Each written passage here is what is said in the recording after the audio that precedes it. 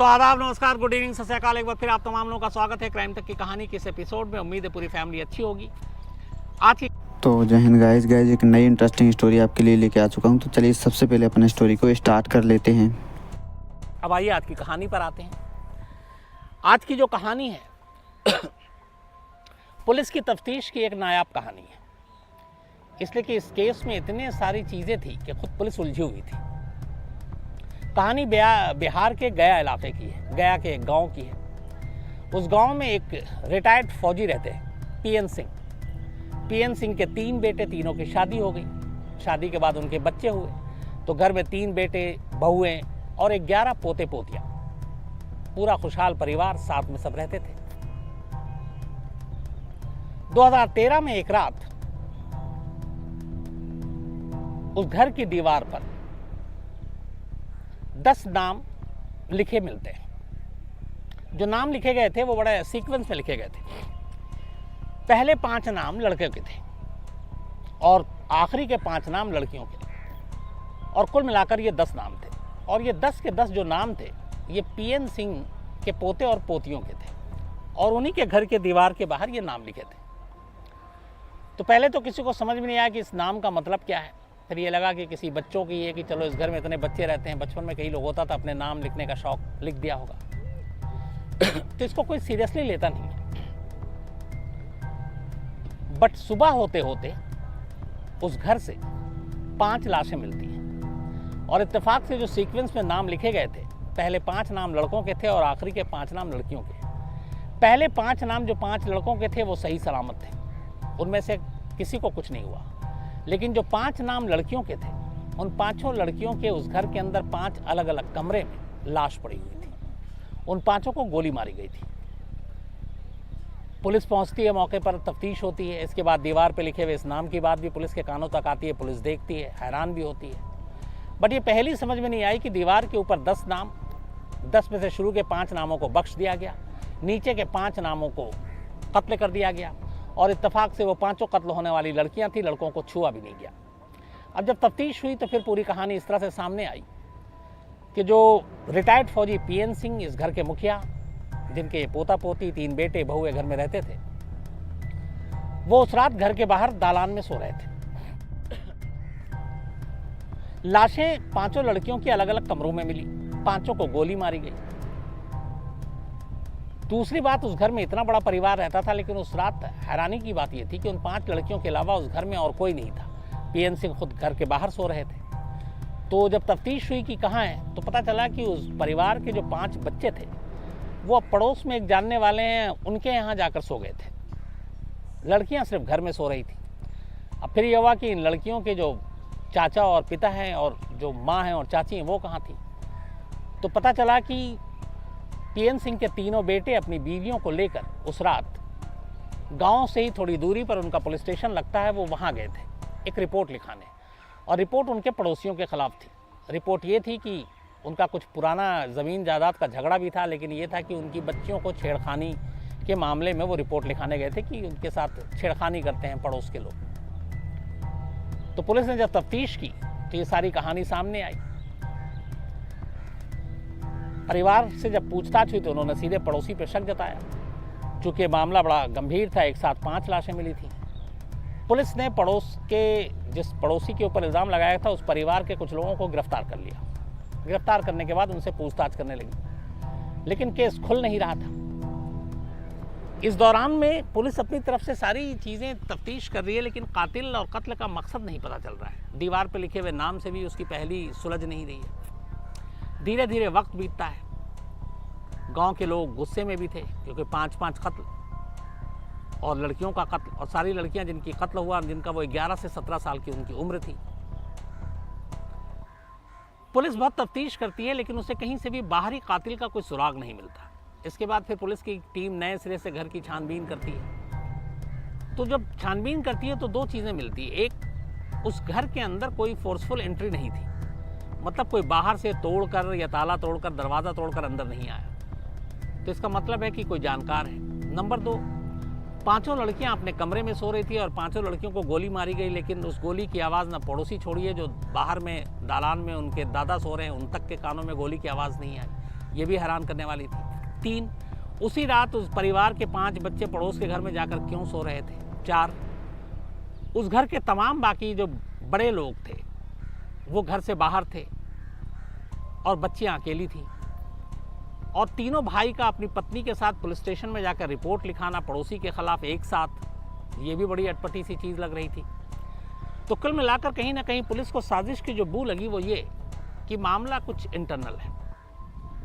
लेकिन माहौल ऐसे थे, घर में 5 लाशें, रोना पिटना कोहराम, सबूत को है नहीं, आप किससे पूछताछ करें।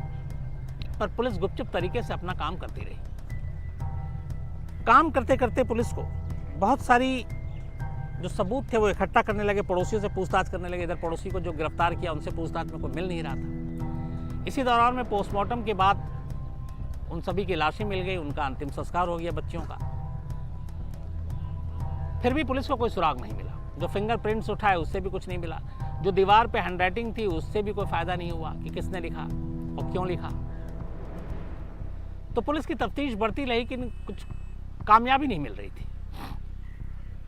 इसी दौरान में एक पुलिस वाले ने सोचा कि क्यों ना, जब बाहर का कोई शक है नहीं तो घर वालों पे पूरा जीरो इन किया जाए और हर एंगल से इनकी जांच की जाए। तो पता करना शुरू किया गया।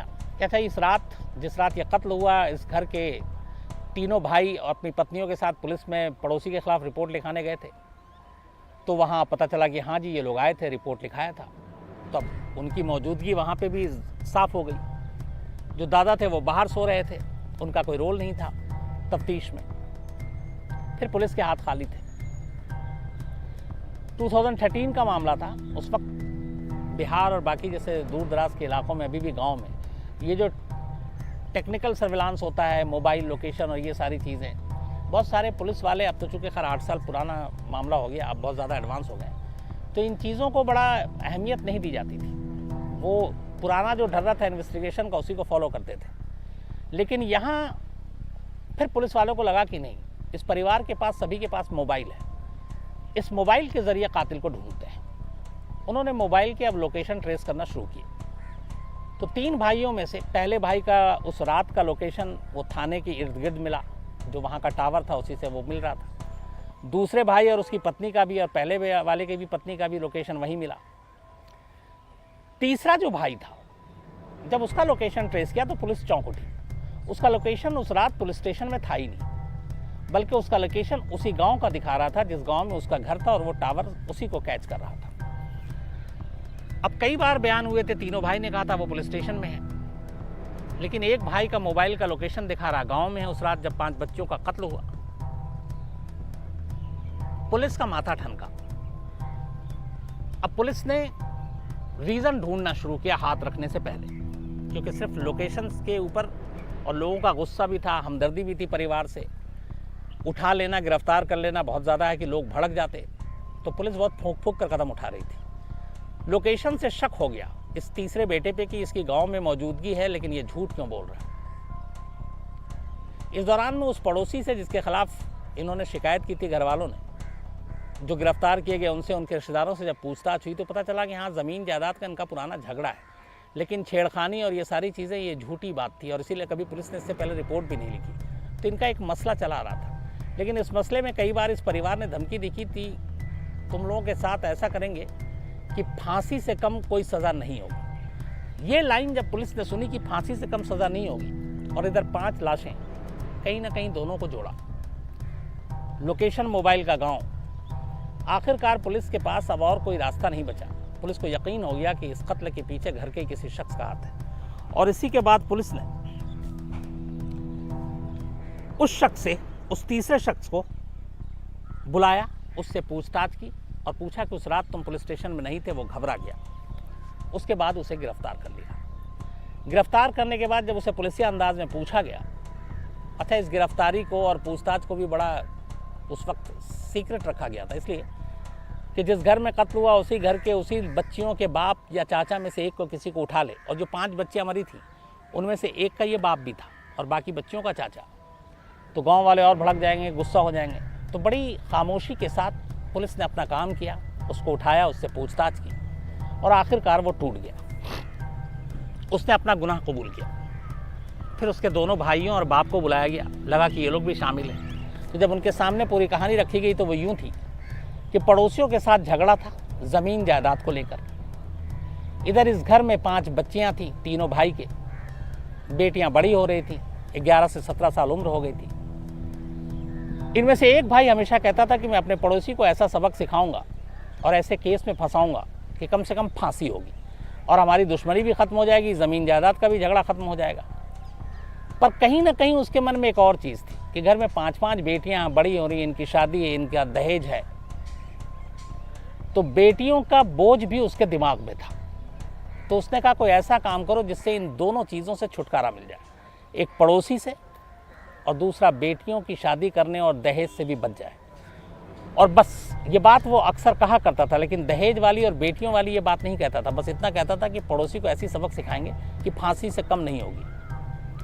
और इसी के बाद एक रात प्लानिंग के तहत उसने घर के तमाम 5 बच्चों को पड़ोस के यहाँ सोने भेज दिया और फिर दोनों भाइयों से कहा कि चलो आज रिपोर्ट लिखाते हैं, इनको सबक सिखाते हैं। आधे रास्ते साथ गया, बाकी दोनों भाई को कहा तुम पुलिस स्टेशन पहुँचो, मैं कुछ कागज़ और लेकर आता हूँ। उसके बाद ये वापस घर आता है। घर आने के बाद एक एक करके कमरे में जाता है, अपनी बेटी समेत अपनी भतीजों को सभी को गोली मारता है। गोली मारने के बाद घर से बाहर निकलता है और फिर उसी गांव में घूमता रहता है। उसके बाद जब इसके भाई और भाभी सब आ जाते हैं तब ये घर आता है और उसके बाद इस कत्ले आम का खुलासा होता है। जब ये कहानी खुद उसके घर वालों ने, उसके बाप ने, उसके भाइयों ने, उसकी पत्नियों ने सुनी तो उनके पैरों तले भी ज़मीन खिसक गई कि दुश्मनी निभाने के लिए कोई इस हद तक जा सकता है। ये अजीब सी है कि अपने ही घर की 5 बच्चियों को मार दिया और बेटियों को कोई इस तरह से बोझ मान सकता है कि उनकी शादी के डर से वो उनका कत्ल कर दे। बट ये दोनों चीज़ें इस कहानी में हुई। फिर उससे पूछा गया कि इस दीवार पे जो 10 नाम लिखे थे, पता चला कि उसी ने लिखे थे और जानबूझ के उसने जो उसकी सही हैंडराइटिंग उस हैंडराइटिंग से मिलता जुलता नहीं लिखा था ताकि पकड़ में ना आए। और ये इसलिए लिखा था ताकि इसको एक पहेली बना के और ये साबित किया जा सके कि देखो कत्ल होना था 10 का, बट 5 बच्चे दूसरे घर में सो रहे थे इसलिए बच गए, लड़कियां बची हुई थी इसलिए वो मारी गई। तो इस साजिश के तहत उसने दीवार पर यह नाम लिखा था। पुलिस ने बड़ी मुश्किल से इस केस को, जिस तरीके से उस वक्त जो हालात थे, जो इन्वेस्टिगेट किया और आखिरकार असली कातिल को पकड़ा। फिर जिसने भी जो कहानी सुनी वही एक तरह से चौंक उठा कि कोई ऐसा भी कर सकता है। फिलहाल ये मामला लोअर कोर्ट में अभी चल रहा है, अभी फैसला नहीं आया। इसका जब भी फैसला आएगा क्या कुछ होता है मैं आपको ज़रूर बताऊंगा। तो आज कहानी में इतना ही। अब आपसे तो उम्मीद करता हूँ गाइज ये इंटरेस्टिंग स्टोरी आपको बहुत ही अच्छी लगी होगी। और गाइज मैं आपको बता दूं कि अपने इस चैनल पे रियल स्टोरी पे केवल इंटरेस्टिंग स्टोरियाँ ही देखने को मिलती हैं, सुनने को मिलती हैं आपको, क्योंकि मैं ऑल ओवर द वर्ल्ड जो सबसे ज़्यादा डिमांडिंग सर्चेबल स्टोरियाँ होती हैं, सबसे ज़्यादा इंटरेस्टिंग, तो मैं उनको ही यहाँ पे आपके लिए लेके आता हूँ। तो आपको इंटरेस्टिंग स्टोरियाँ सुनी बहुत अच्छी लगती हैं तो आप यहाँ पर बने रहें, क्योंकि इंटरेस्टिंग स्टोरियाँ केवल आपको यहीं पर सुनने को मिलेंगी। तो मिलते हैं एक नई इंटरेस्टिंग स्टोरी के साथ में, तब तक के लिए जय हिंद।